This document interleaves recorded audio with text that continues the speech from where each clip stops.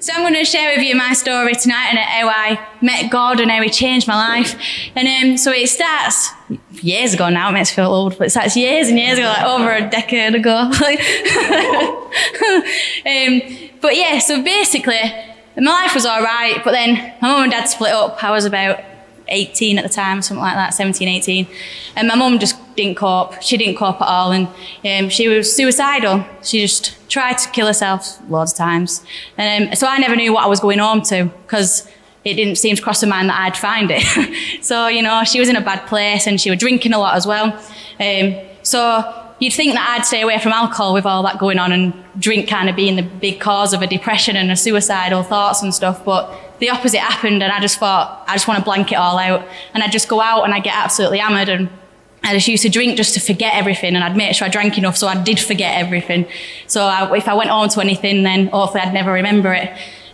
So I was going down a dark path. I was in a bad place. And then I met Adam on a night out. I met him, and I really fancied him, and we got chatting and stuff, and then he ended up inviting me to church. So I thought, well, I'll come along because I really like him, and I obviously want his family to like me. He said that his dad kind of was, you know, ran the church and was part of the eldership. So I thought, well, I can't say no, can I? So I went along to church because I wanted everyone to like me. And I walked in and there was arms in the air, hallelujah being shouted and stuff. And I thought, oh my word, like, why do I fancy this boy? And I thought everyone was crazy. But then as I kept going every week, because I thought, well, I still like him and I want his family to like me, so I kept going. And there was just one week where it just spoke to me, and it was Howard up preaching, and just something just clicked inside.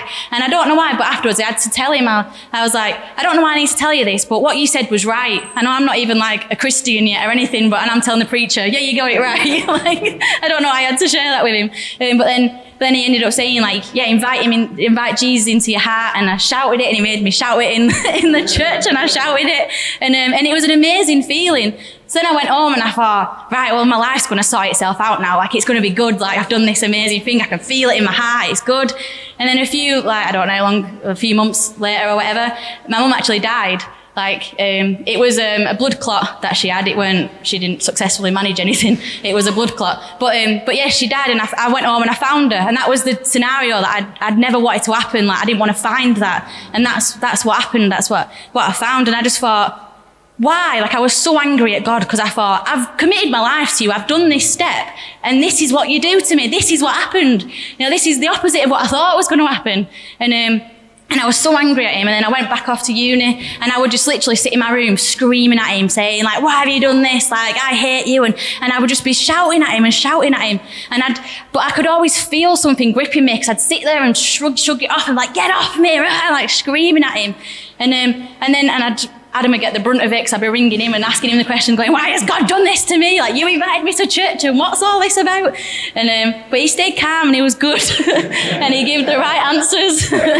And then eventually I started listening to the answers that he was giving me. And he was saying that God hasn't killed your mum. Like, it's not God that's done that. You know, it's the world that we live in. Bad things happen in the world. That's the world we live in. And yes, so it wasn't God that did it. And then I started to realise that, yes, it wasn't God's fault that she died.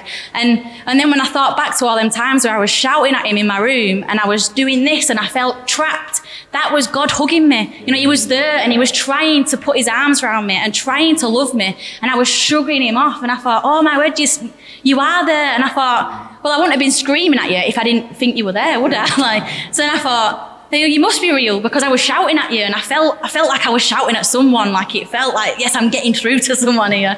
And so I just knew that it was real. And then I came to realization that I thought, well, I need to do this properly. So I fully give my life to Jesus, and I've never looked back. And I thought, if God's with me through that hardship, when I'm shouting at him and just calling him everything, saying, you did this, if God's with me at that moment, trying to hug me and trying to love me, he can be with me through anything, So I have never looked back when I went through all that. And the best thing you can do is just give your life to Jesus, because he will always be there trying to hug you, even when you're throwing him off. He's there trying to hug you. So honestly, just give your life to Jesus, because it's the most amazing thing. And when you let yourself be filled with that joy, that peace, that love, it's just undescribable. Like, it's just amazing. And you get that feeling every day when you wake up and just think, wow, I'm with Jesus. And, it's just an amazing buzz.